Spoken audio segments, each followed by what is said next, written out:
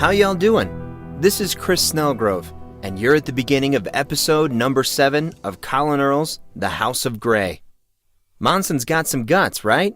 Striking the deal with Coach Abel, standing up to Mahler and Derek. Seems like there's a lot more to Taurus as well, if that My Hero ringtone is any indication. To catch everyone up, Monson's at the beginning of the first day of class. Besides orchestrating a private tryout for his 2 new friends, almost being accosted by Mahler, finding himself in a heated argument with Dean Dayton's son, and running into the most popular girl in the U.S. twice, it's been a relatively normal day. Next on his schedule, his newly acquired classes. English, math, and science can't be that out of the ordinary, right?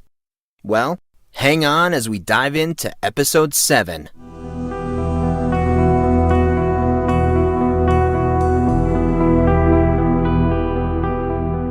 Upon their arrival in their first class, the 3 boys took their seats at the back of the room. Casey and Artorius merely followed an already irritated Monson, who simply wanted to avoid bringing attention to himself. Of course, it being the first day, many of the students arrived early, waiting for the teacher, and were now talking in low voices.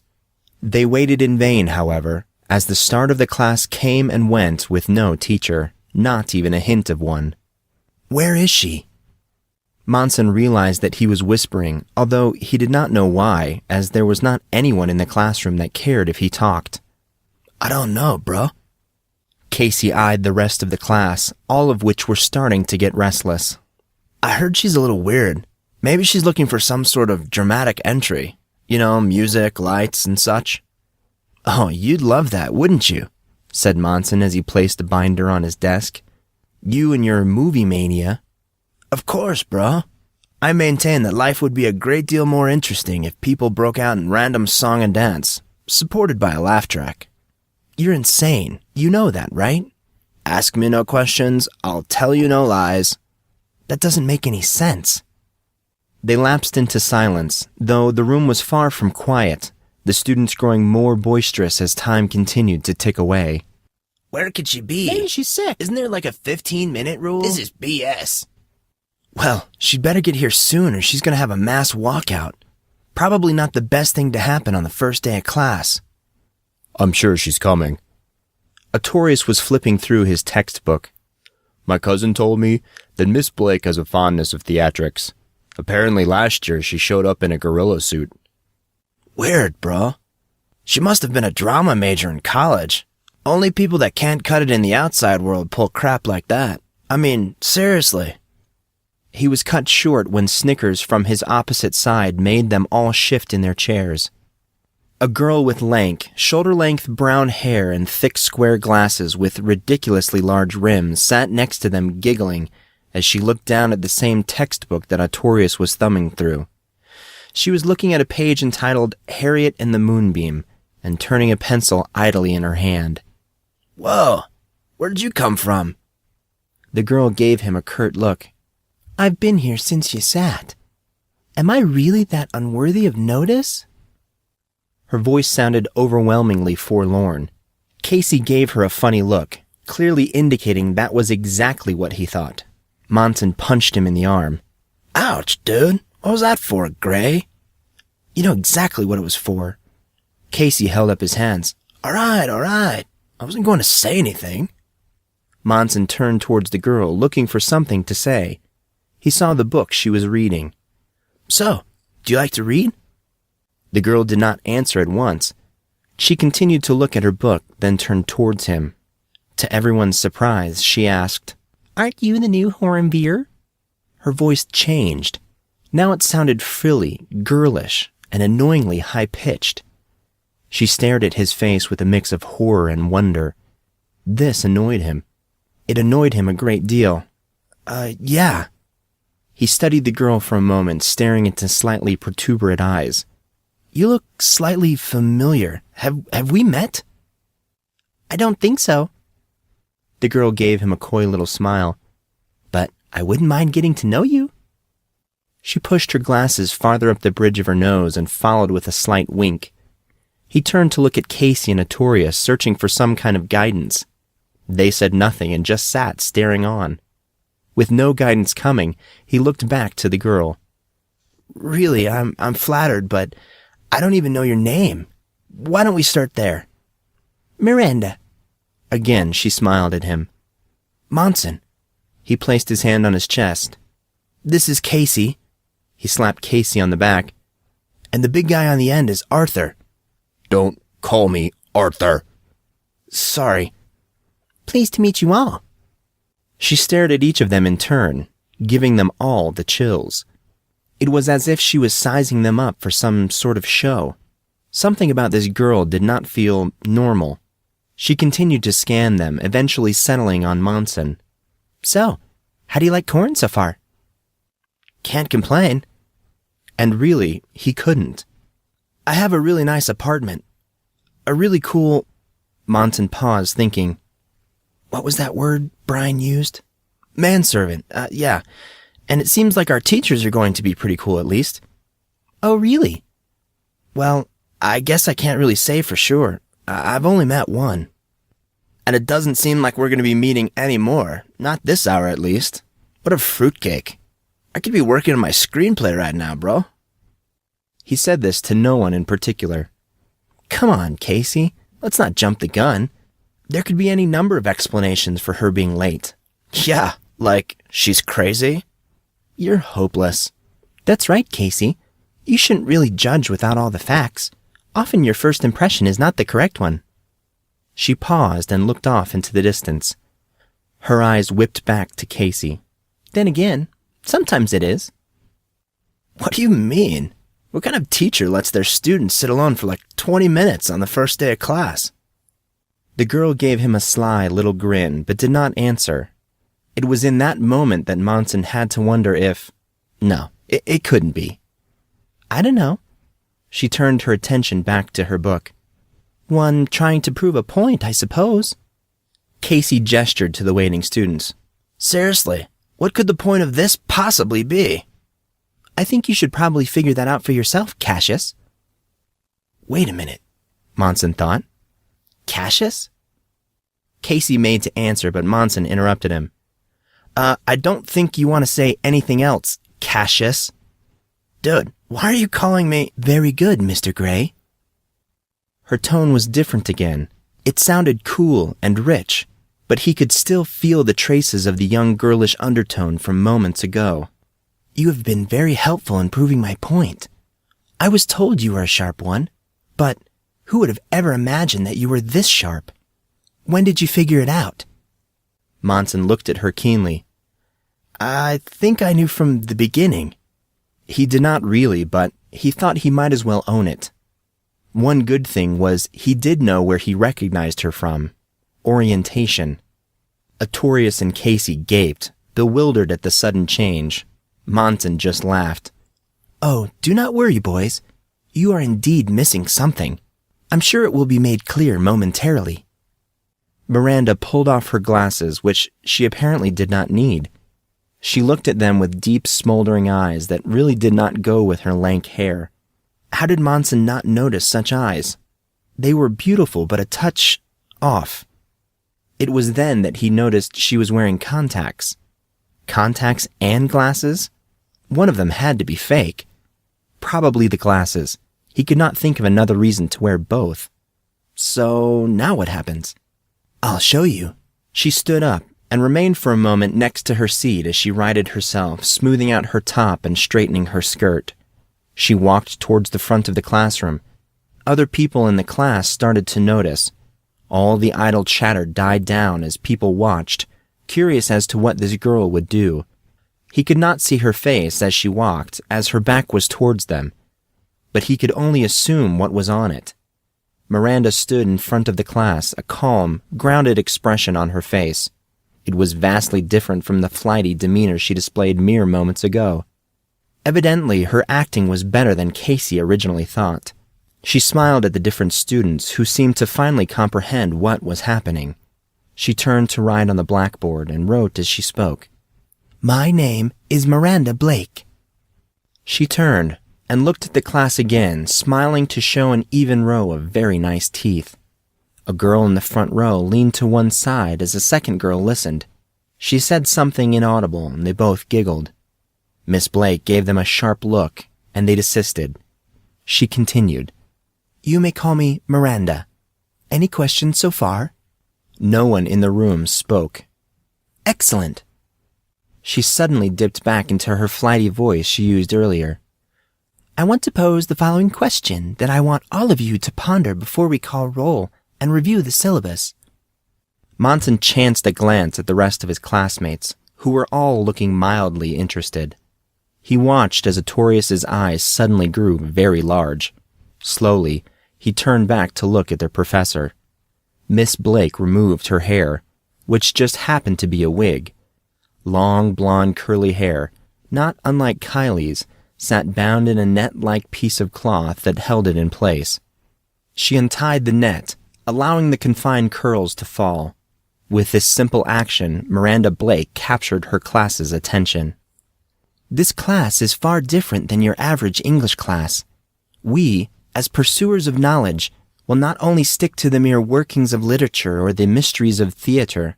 Oh no, this class will be so much more. This class shall be about people, who they are and what drives them, and any other morsel we can gain of their innermost workings. You will not merely learn about writing or grammar. You will learn about thinking. You will learn how to attack problems on different levels, from the emotional to the analytical. Be prepared." She stopped there, taking in the looks of her astonished crowd. Mr. Gatt flashed through Monson's head. He wondered why. "Do not worry." She gave them all a wry smile. "It will all start to make sense, eventually." The remainder of the class was odd. They jumped around a lot, starting with Beowulf and some other epic poems. The pace was very fast and slightly whimsical, resulting in much of the class being lost by the end of the hour. Finally, the bell rang. There was a rush to gather belongings as everyone started for their next class. Miss Blake was not done yet. "Wait!" she called out to them before anyone could really pack up. "Your homework assignment." She turned, grabbing one of the markers at the dry erase board. In black marker, with very sloppy penmanship, she wrote as she spoke. "A 2-page paper, introducing yourself, including all the basic items, is required. Things to touch on include family, friends, likes, dislikes, where you were born, etc. As a bonus question, answer this. Who are you? Any questions, please see Miss Blake." Suddenly, the second bell rang. The students copied down the assignment and hurried to their next class.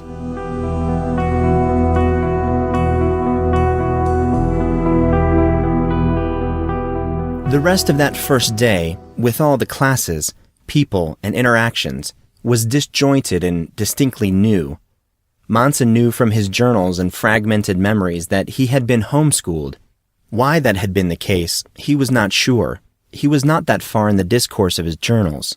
However, he knew that the traditional school setting was definitely something new for him. Despite his lack of memories, he felt that his next 2 classes were relatively, normal, at least compared to his first class. His applied mathematics class, taught by a sickly-looking but very nice woman, Sally Masters, felt like a necessary evil. The class was hard, very hard in fact. Sally herself looked like she was falling apart at the seams. He was almost positive that she was at least partially blind. Despite her appearance, Miss Masters was vigorous. Very vigorous. Vigorous to the point where she made people do push-ups if they answered questions wrong. Monson ended up doing a lot of push-ups that day. She also gave them a ton of homework. Next was science, which took the freshman students to the far side of campus. A massive building that doubled as the county's hospital housed one of the most advanced healthcare facilities in the nation. In this hospital, the students received a rare privilege of learning from a range of leading experts in both the social and physical sciences.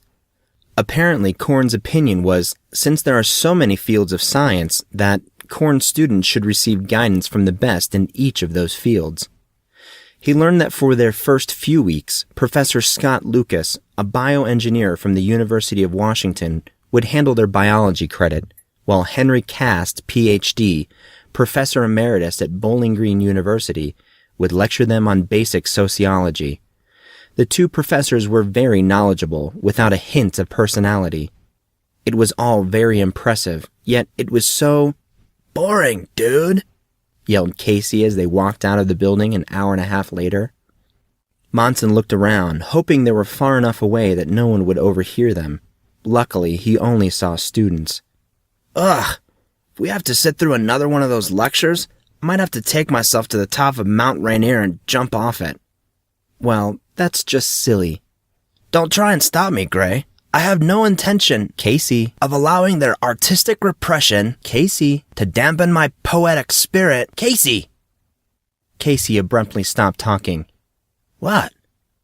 I don't plan on stopping you. Huh? I said, I don't plan on stopping you. Casey looked baffled at this. What do you mean you don't plan on stopping me, bro? Monson gave him a token sigh. If you want to throw yourself from off the top of Mount Rainier, I don't plan on stopping you. I was just going to say that any of the buildings here would suffice for a venture of that type. You only need a couple of stories to fall from, especially if you go head first. Driving all the way to Mount Rainier? Now that would just be a waste of gas. They looked at each other and without warning started to laugh. Dude, Molly was right. You are a smartass. Others joined, which surprised Monson. It seemed that already Casey was very popular. Actually, people who did not even hear their exchange started to laugh, including a girl with short, sassy brown hair and light brown eyes. She smiled at them as she passed and made eye contact with Monson. He could not help but notice how calmly she was looking at him. She merely looked interested, curious even. She did not exhibit an ounce of fear or disgust, which caught him off guard. This was shocking, but even more shocking was the current look on Artorius' face. Who's that? He turned to look at Monson. Gray, do you know her? Can't say I do, man. She's really pretty.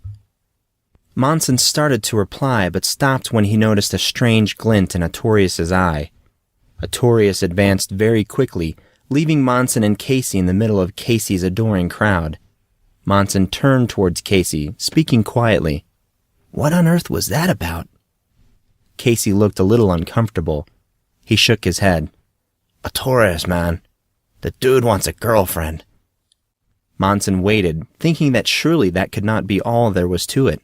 But Casey said nothing else. Wait, he wants a girlfriend? Yeah, bro. He wants a girlfriend.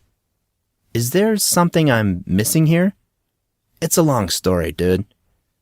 I think there's enough long stories between the three of us. I'll take your word for it. That would be best.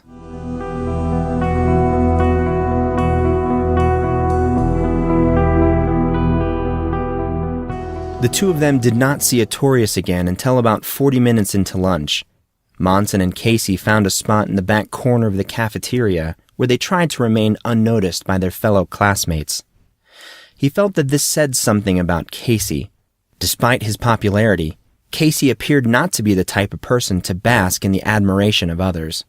For the most part, people sat apart from them with the exception of the boy in the wheelchair that Monson attempted to help earlier that morning. Wheelchair Boy ignored them, his face in a book and earbuds in his ears. He was reading a Star Wars novel and appeared thoroughly enthralled by it. Monson decided to leave him alone, not that they were planning on making small talk anyway. It was just then that Artorius finally showed up. Where were you? Said Monson and Casey in unison, the latter actually spitting food out. Artorius did not say anything. He just sat and arranged his food. Monson thought he was going to start eating, but he did not. He just stared at his plate, looking happy. Monson spoke to him, unsure of himself and how Artorius might react. Hey, Artorius, are you okay? Artorius turned to look at him. Okay? I'm freaking great. Dude, you didn't answer our question, man. Where were you all this time? Artorius gave a devilish grin. It's a surprise. You'll see. Monson hated when people said things like that. They finished their food, Artorius eating with gusto as he did not have much time. 20 minutes later, the boys found themselves at the GM's main hall entrance. Casey stopped there and gestured. "We're down this way, man." He pointed towards the direction of the barracks. "You're gonna be alright on your own, dude? You sure you don't want us to, walk with you?" Monson looked at him annoyed, but smiled. "Of course not. I wouldn't want you to ruin my rep." Both Artorius and Casey chuckled. "Alright, bro. We'll meet up with you later. Don't get lost." They left, Casey still attempting to force out of Artorius where he had been. Monson watched them leave, feeling slightly apprehensive. Conversation with people he did not know would not come easy, and he would be in a class with mostly, if not all, upperclassmen. The more he thought about it, the more he seriously thought dropping the class would be better. Regardless of this feeling of foreboding, he headed towards his class, hoping he appeared more confident than he was. He consulted the map that Casey had given him. He knew Mr. Gatt's classroom was in a lab as indicated by the course schedule. Confusion entered his mind as he wondered why Mr. Gatt was not teaching at the labs in the science building.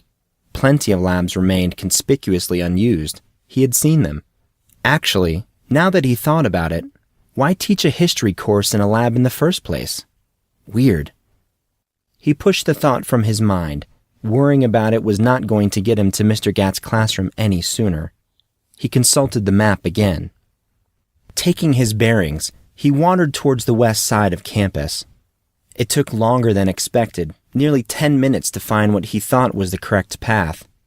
This was chiefly due to his constant map checking and Corrin's outrageous size. Finally, he neared a small brick building surrounded by a grove of trees and a bush fence. The brick building was obviously older and looked really out of place, as it did not match the style of the rest of campus. Nevertheless, it looked clean and well-maintained, and its location made up for it. The scenery felt very peaceful. Pine tree sap, weeping willow leaves, and different flower aromas mixed to create something distinctly new and fresh. The smells flowed through him, mixing with the slight pull of the warm wind, creating a combination of sound and smell that just made him feel better. It lightened his heart a great deal, making him forget his worries for the briefest of moments. Feeling significantly lighter in spirit, he continued towards his class, hoping he was not mistaken and that this really was the correct location. He went only a short distance when, without warning, a voice rang out from under a patch of trees, calling his name. He stopped, wondering if he had heard right. Had someone spoken to him? Tentatively, he spoke. Hello?" No answer came. He echoed his greeting. "Hello?" Again, no answer. He moved closer to where he thought the sound came from and heard it again. A beautiful voice rang out, clear, clean, and musical, almost like the voice itself was creating its own harmonizing notes. He moved, following the pitch and rise of the music. Finally, he stopped and peered through the draping branches of a willow tree surrounded by a pale blue flower. He saw a girl with long, dark hair kneeling forward, her hands on her knees maybe 50 feet in front of him. It appeared as if she were gardening, singing a light song as she worked. He wished he could make out the words as he found the melody very appealing. Although he was standing near enough to hear her voice, he was too far away to hear the actual words.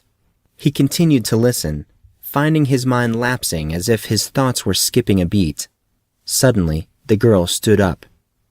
"Oh no!" he thought as he pushed himself behind the tree. Luckily, the girl did not turn his way. She must not have noticed him standing there. Something odd crept over him. A feeling, similar to the one he felt at orientation, again touched his core. This one felt far weaker, but it was the same. He knew it. His attention turned back to the girl. Sadly, she stopped singing and paused, brushing off the tail ends of her skirt. He chanced a look, hoping to see the girl's face. He wanted to know who she was. "What are you doing?" Monson tried to turn too quickly and slipped, literally falling on his butt from shock. It hurt. Embarrassed, he turned to see a boy in a wheelchair staring at him with mild interest on his face. Monson recognized him immediately. It was the same boy that sat so close to him during lunch, the one he had offered to help earlier. He cringed, thinking about their first encounter. He looked at him keenly this time, taking the chance to notice him properly, completely forgetting he was still on the ground. A vibrant person, the boy had dirty blonde hair, light blue eyes, and soft features. His eyes, cheekbones, and brow were very subdued. He was almost girly. Monson made a mental note not to say that.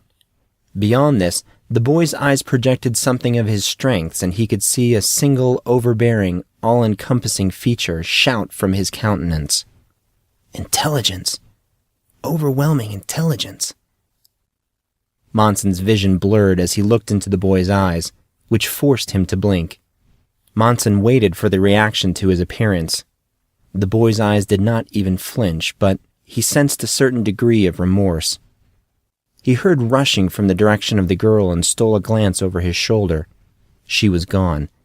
He turned back and finally answered the question. Yeah, that wasn't what it looked like." The boy smiled at this, looking amused. "So, you weren't really spying on that girl?" Monson thought about it for a moment, then shrugged. "Okay, maybe it was exactly what it looked like. At least you picked a cute one." The boy looked close to laughing. He shrugged again. "I wouldn't know. I didn't see her face." "Too bad for you. Shall we go?" The boy turned abruptly, moving his chair with amazing speed. Shocked by the sudden end of the conversation, it took Monson a moment to understand what had just happened. By the time he snapped out of it, the boy was already quite far in front of him.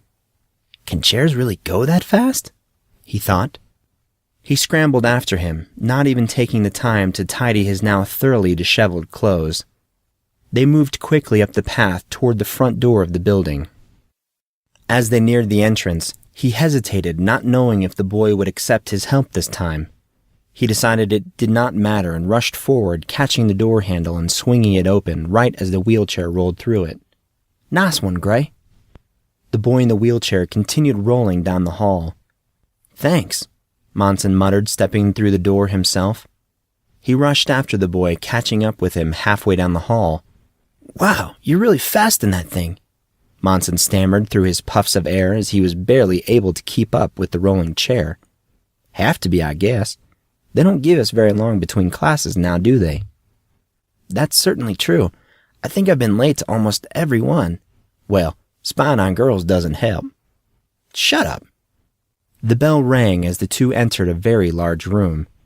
It did not look like a traditional classroom, but rather was long and rectangular, almost like a lodge of some sort. The floor was wood, deeply stained with large gouges that gave the room an ominous feel to it, as if the room was hiding something. The same brick Monson saw on the outside of the building found its way in here, making him wonder if a single wall made up the outside of the structure. He winced at the thought of having class in this room when winter came. Windows draped with forest coverings lined the wall and bathed the students in an earthy light. It really was a homey room, despite the shroud of foreboding. He took in the room, trying to picture its historic use, wondering idly what it was used for before it became a classroom. For that matter, he wondered why it was here at all. Everything else was new.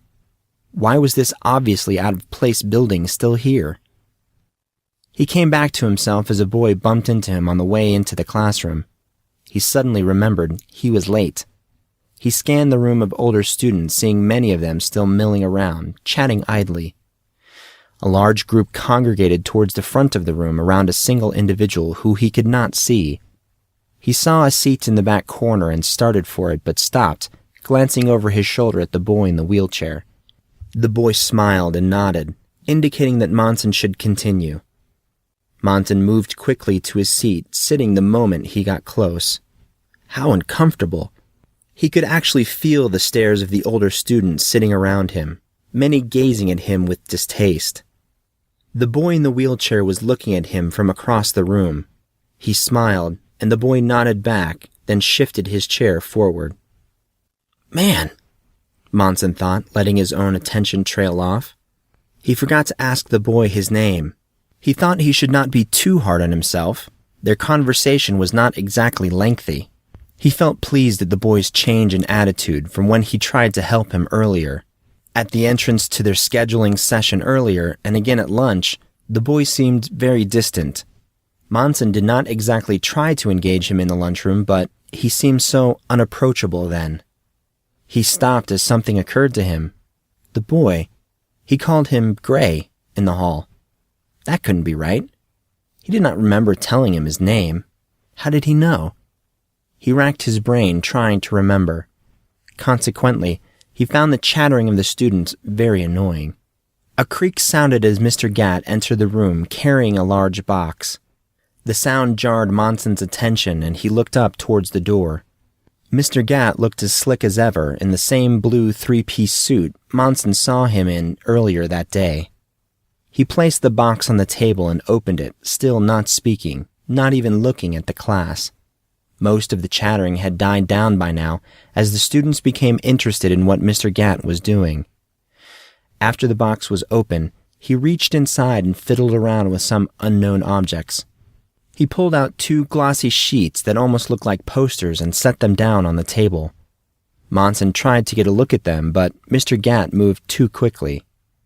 He had the inkling that Mr. Gatt did not want the class to see them quite yet. Mr. Gatt smiled a toothy grin, surveying the class.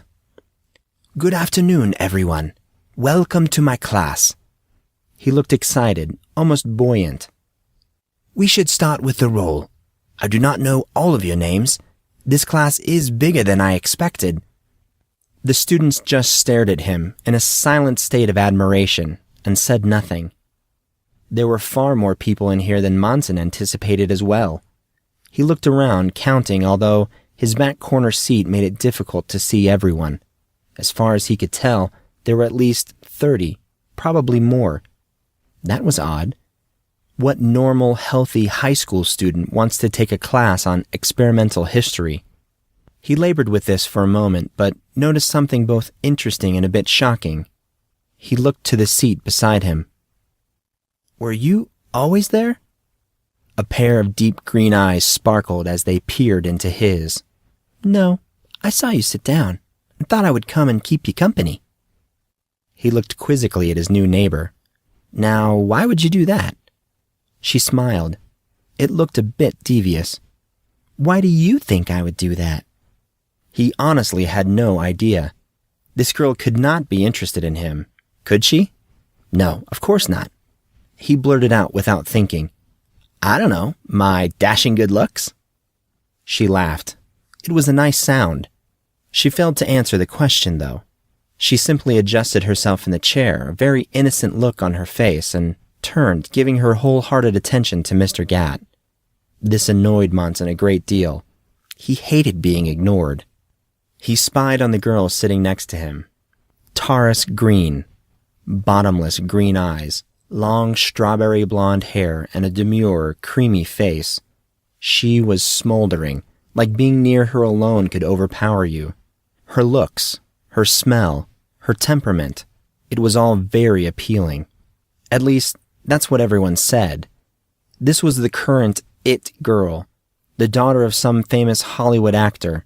Taurus's popularity as the teen idol was quickly gaining momentum as she appeared in movies, on TV, and gained recognition as a singer. Many of the guys on campus had never even seen her in person, despite living in the same city and attending the same school. Taurus Green was one of the truly elite, and until now had opted to take private lessons from tutors. The reasons behind her sudden step into the public were still unknown. She also had a reputation of being kind and gentle, the perfect balance of supermodel and Mother Teresa. This information was all new to Monson, of course. He happened to overhear a conversation about her in the hallway, and even saw some rather risque wallpaper of her on one guy's laptop. He blushed crimson at the thought of it. He scolded himself for blushing. He let go a deep breath. He was well aware of his appearance and less than desirable social status. So why out of everyone on God's green earth would this girl go out of her way to talk to him? He just did not understand it. He forced himself to abandon his surveillance activities when the tap of chalk hitting a chalkboard became too distracting. Mr. Gatt was beginning his lecture. Wait, Mr. Gatt said he was going to take a roll. Did he miss it? He hoped fervently that Mr. Gatt did not count him absent. He looked to the board and saw 3 words written in neat scroll lettering.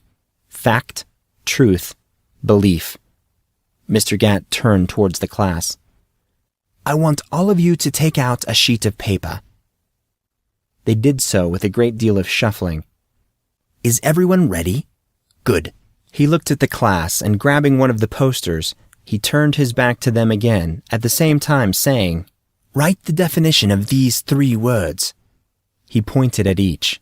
Fact, truth, and belief, huh? Monson thought, studying his own paper where the 3 words were written. What do these words mean? If he was being honest with himself, he had never really thought about what those words meant. He just knew. He looked towards Mr. Gatt. A poster was now hanging from the top of the chalkboard.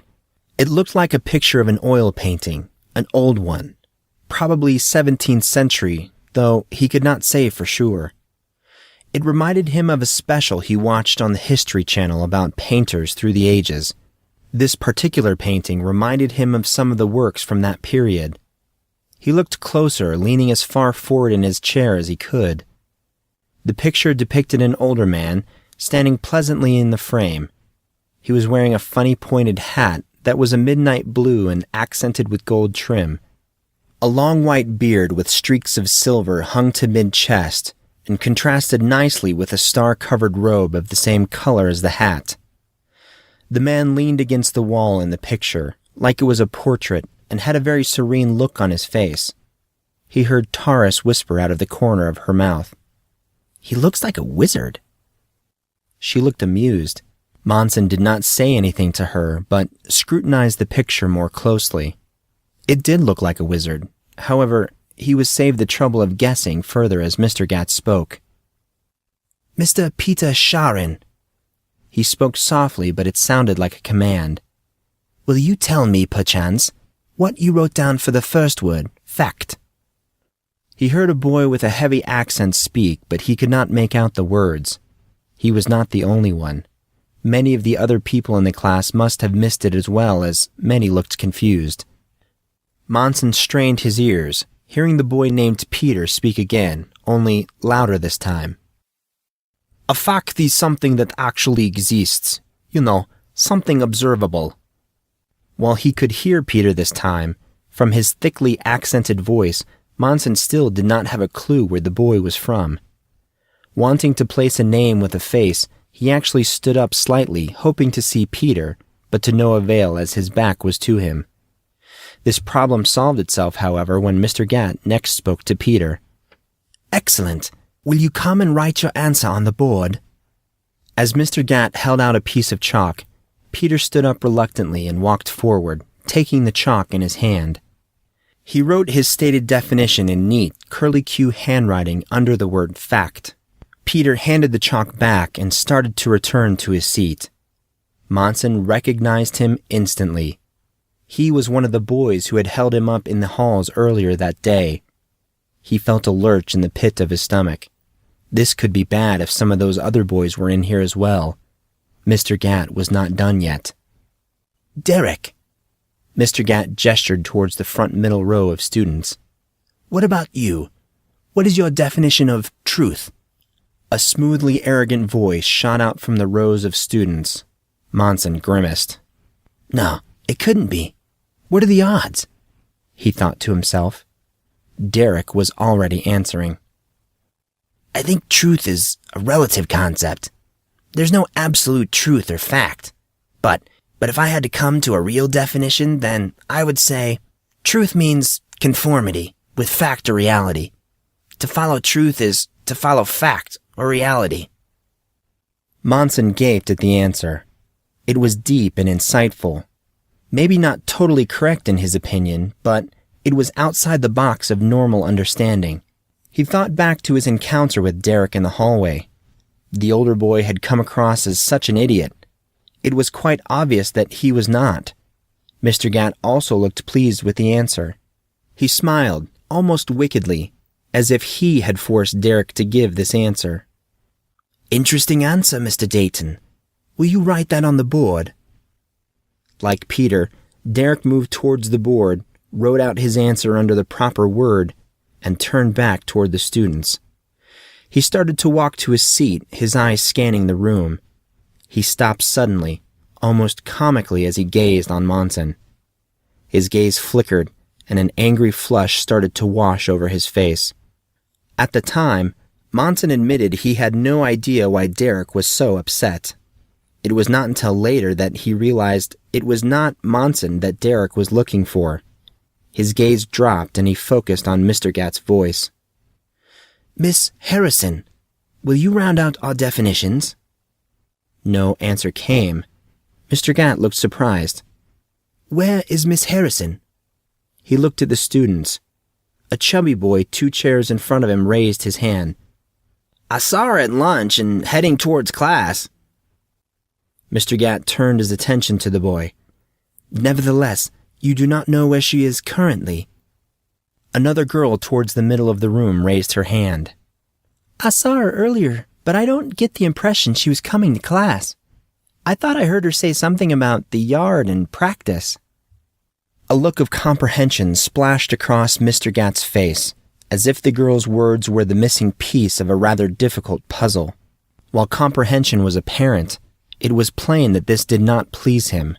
It did not please him at all. His face scrunched up in a scowl. "Never mind, then. How about you, Miss Green? Please round out our definitions." The mention of Taurus's name had a noticeable effect on the room, as the students suddenly looked tense. Taurus either did not notice or did not care. Her face remained unruffled and playful, a sassy smile continuing to the edges of her fine lips. She stood up, moved to the front of the class, well aware that every boy in the room was staring at her, hearts in their eyes, while every girl did their best to maintain their self-confidence in the midst of royalty. She took the chalk from Mr. Gatt, giving him a full blast of her charm. He smiled, but rolled his eyes slightly. She turned towards the board and wrote one word: conviction. Taurus handed the chalk back to Mr. Gatt, then moving slowly, she walked back to her seat. The room remained incredibly quiet. "Well done, Miss Green." Mr. Gatt looked from her answer to the girl. "I could not have said it better myself." She nodded her head towards him as if to accept the compliment. Mr. Gatt continued. "These are the ideas that we will be studying this year, the difference between fact and truth and the respective effect of belief on both. Why do we recognize some things as fact, yet other things as truth? Are they the same? Are they different? What does belief have to do with fact or truth? How do the three affect each other? This class is one that will look at facts, beliefs, and truths, in the hopes of coming to a better understanding of each. Any questions?" No one raised their hand. Monson understood why. Mr. Gatt's voice had suddenly become very appealing, like his words were going through special ears on your body. When you listened with these ears, you could not ignore it. All you could do was understand. "If there are no questions, then we will move on to this." Mr. Gatt pointed towards the picture behind him. "Who can tell me who this is?" Several hands shot in the air, including Taurus's. Mr. Gatt looked surprised, but then laughed. "Forgive me. Let me rephrase the question. Who can tell me who this is without referring to a certain popular young adult book series that we all know and love?" Everyone, including Taurus, put their hand down. Monson turned and raised an eyebrow at this. She crinkled her nose and stuck out her tongue at him. He laughed. He raised his hand as it reminded him of something he saw while in the hospital. Mr. Gatt saw this and called on him, looking pleased. "Yes, Mr. Grey, do you have an answer for us?" Monson hesitated. "That guy from the Sword and the Stone." Shocked silence followed this statement. Mr. Gatt, however, seemed to understand. He gestured towards Monson as if to say, "Continue." Monson hesitated again, understanding how odd this probably sounded. "There was this movie made a while ago. It was about a boy who had to pull a sword out of a stone to become the new king of England. The boy, he had a wizard helping him. This wizard's job was to guide the boy, as he would become one of the greatest rulers of all time. The wizard's name was..." Comprehension was starting to dawn on the listeners, which caused whispers to erupt all over the classroom, drowning out Monson's words. He spoke again, this time a little louder. "The wizard's name was Merlin." "Well done, Mr. Grey. Well done." Again, random groups started to break out in whispers. Mr. Gatt held up his hand. The students instantly went silent. Again, he spoke to Monson. "You must have watched a great deal of TV when you were resting." Monson stared at him, disbelief hitting him so hard it almost felt as if someone had actually struck him. Did Mr. Gatt know about his hospitalization? He did not have time to answer the question. People were staring at him, literally turning in their seats so they could look at him. He dropped his eyes. Yeah, you could say that." He hoped that Mr. Gatt would drop it. Mr. Gatt seemed to sense this as he moved flamboyantly towards the poster of the wizard. He pointed to the man in the picture. "What if I told all of you that this is Merlin?" People burst out laughing at this. The sense of spiking foreboding seemed to deflate with this statement.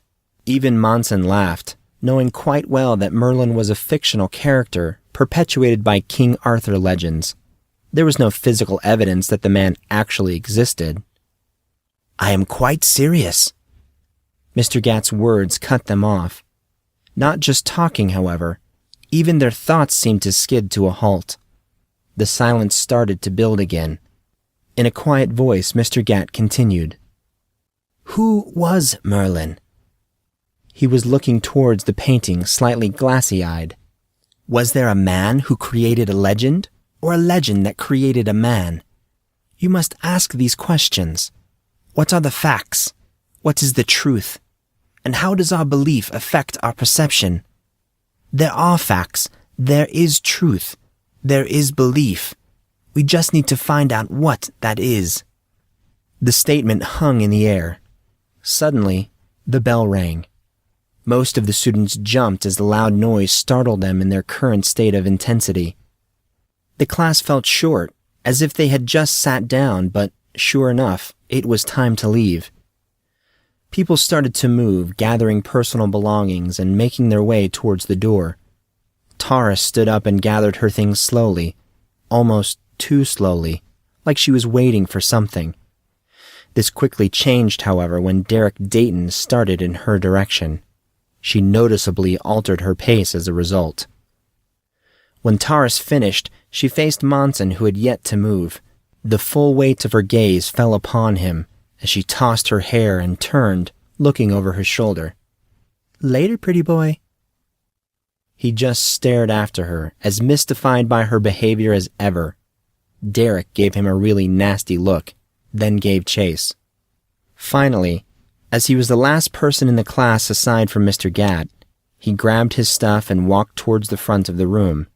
As he neared, Mr. Gatt spoke. "So, tell me, Mr. Grey, what do you think?" His voice was pleasant but strangely curious. "Interesting. I'm curious where you're going with all this." Mr. Gatt smiled. "As you should be. Be prepared, Mr. Grey. This is, as they say, gonna be one hell of a ride." Monson's jaw dropped at the expression. That was unexpected. With that final remark, Mr. Gatt walked away, leaving Monson in his wake. Monson stared after him and felt like he was starting to understand why so many people were in this class. Mr. Gatt truly was like no one he had ever met. You've been listening to the podcast-only novel of The House of Grey by Collin Earl. For more news, information, and updates, please visit houseofgreybook.com. Music by Figure of Fiends. Visit the band at myspace.com/Figure of Fiends. Cover art for the House of Grey provided by James Thane. More information at THAYN.net.